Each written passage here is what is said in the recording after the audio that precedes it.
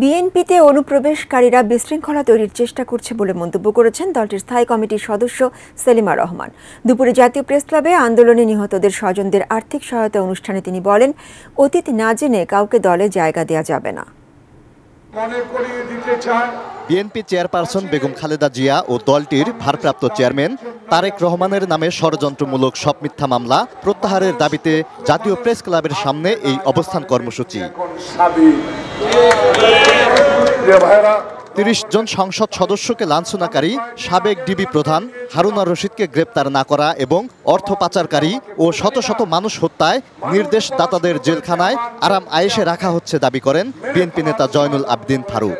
আমরা তো আইন নিজের হাতে তুলে নিয়ে নাই, আল্লাহর ডক্টর ইউনূস আপনার উপরে ছেড়ে দিলাম।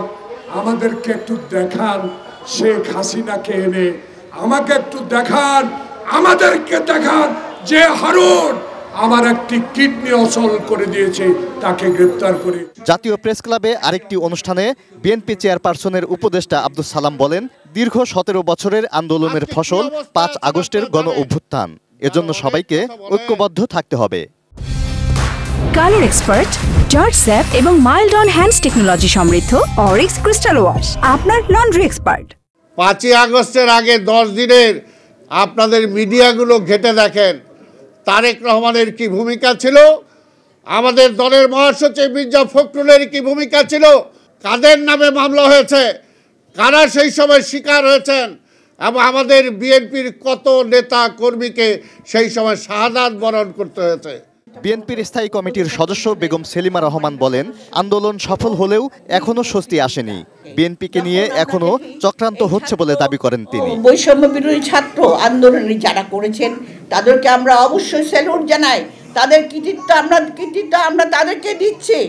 আজকে যখন একজন ছাত্র দলের নেতা বলে যে এই প্রস্তাব আমরা যা বলি তারেক রহমান তাই বলে, কি ভয়ানক কথা। এই সংস্কার প্রস্তাব আজ থেকে 1 বছর 2 মাস আগে আমাদের লেকশন হোটেলে আমাদের এই সংস্কার প্রস্তাব দেওয়া হয়েছিল।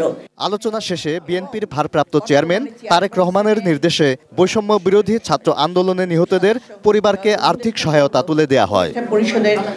Moniruzzaman, ATN news, Dhaka.